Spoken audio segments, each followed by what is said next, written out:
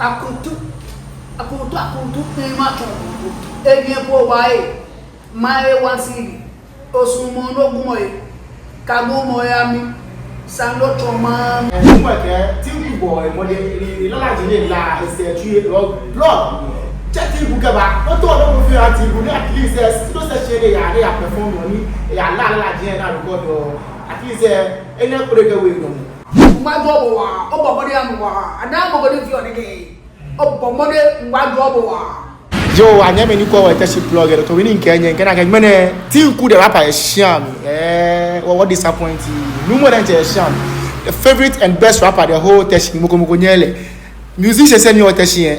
want to features wa hello do ye bi ana Teshie me na mo ni ka bo ko na if you do fe la ira ngona ani mani de you want to feel you want to say no more to you want to feel like go be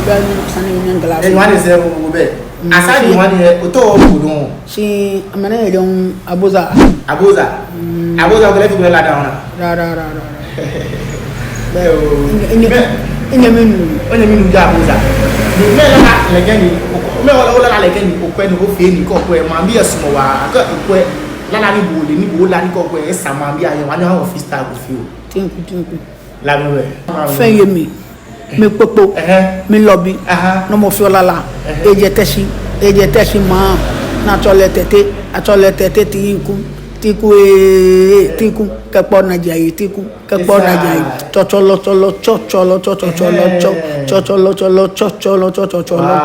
ati akwa nimba to yolo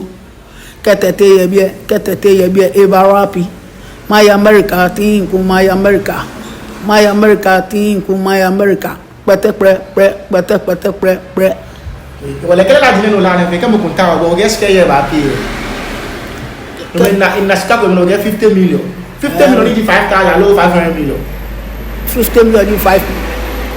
million 5,000 no go to 50 million normal 50 million je to 500 million no go chino bra anya by last eno choma le chino like I don't go chino where do you go chino no fair no got 50 million si ba mo na mo wo jala de chino ko sani go wo jala no chino o ko chi an wo chi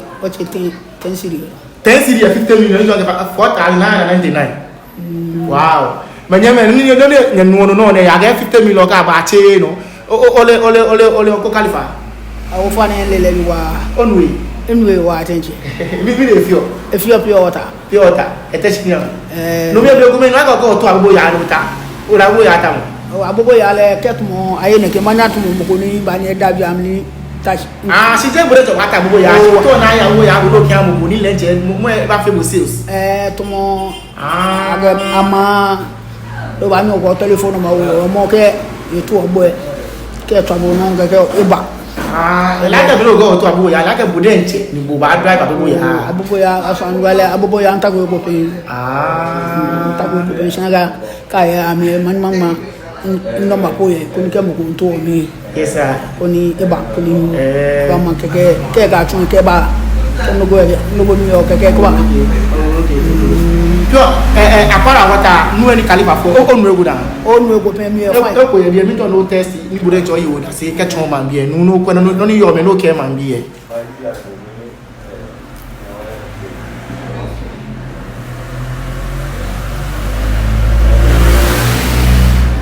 mami ne boy mi we mo to aka oko Khalifa enu ele ko nu egu e ona ko nu papa emi wo yes sir emi wo jeje ni go nu ba no Khalifa nu emi wo wa alo kalo yo bi ane ka je to ko ga gbegbo ga fe mo fi abu tu ma tu ko ni tu bo ni atu mo fi abu na ke bomode chogo bi gambi Teshie bi nuwa bi Khalifa ni bomode wa mo fi abu tu mo na atu ya ma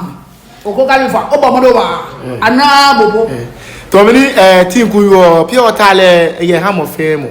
ake pure water ko ke je 100 bags ke ya gbo 4 cities o fe ya la jo wedding jo engagement jo no fe no fi o ti o be ke okara mi na water am company ye corporate gbene no ka ochi obenka me amba ha bonue ye ekobe one bag ne ken 4 cedi am ken ha numu aje fon go nunu wo yo bi egbene onko Khalifa ke na olala je ke ni bi no fe online bi do la ke e kasa mi poni e ko e phone no na e mi se wa what chebo ke ba bi ni at least oto no go fie ha bu na at least studio ke ni bi pono ya no ya lie je me ke ni bi ko te aka hwebo onyo pay studio ke ni bi yo bi do call na ewa don gbajore e fi ale na skani e ke ba le ke ya tinku rapper ngba dale so e bomode e ge be ko mi no record yo ni skabe ye po e ke na age skane ba bange sinta no ke ba akutu ke ni be fete no record because akutu ke ni be one way so no go la yo online o record record o fa le be bomode no o fe promotion e wa because lala ni la mambi wo to ye no ni mambi wo to e sani onye obomode ni at least o drop bange se ke chara skane e share no go go si bomode ni o studio session here only o carry wa because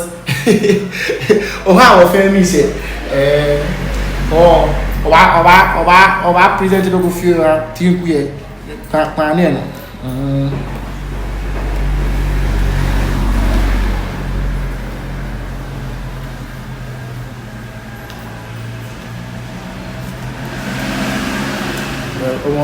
no no ni mu e yo ke abo ne mbo Khalifa mi da bo shi o iwa don efie no na no ke amie no mo ana no ba job no na fe ne gandane opiota ke obomode ni o wa mi fe campaign abo ni piota ai alage so be go piota po he machi si campaign de fi abo wo adu mo shage he piota hun abo ngba job wa obomode am wa ada mo go ni fi onege obomode ngba job wa o Teshie blogger be no go fio sabe ba fio no be tinku yo ne no mo ke tinku boy mo de ni lalaji ne la se tu blog chatting ku ka ba no to no go fio anti ku ni at least studio session ne ya na perform oni ya lalaji na record yo at least any program we nyomo alo akaleji nkan ni bi po ni ball artist sani artist e dress ni ke stage ni like 50 million ya dollar ke ba wonyo go support le feel ke point school yo be ke de ba na we bi e ke tinku e je gidi ko shi tinku de nche edomo etashe bi tinku am last freestyle no ka me gbe na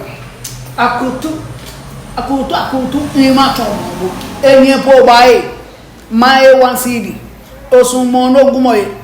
kagumo ya mi sano toma mi akutu ima tomo bo akutu ima tomo bo enye po bae mae 1 cd osumo no gumoye kagumo ya mi sano toma mi akutu ima tomo bo akutu ima tomo bo akutu ekwedu po baye ekwedu po baye ekwedu po baye ekwedu yes sir ekwedu po baye yo be ni na dada you want to get aboza can you je me tiku get to verse mo 2 verses ko be je di nye ba mi ala gidi ma wi nya ra do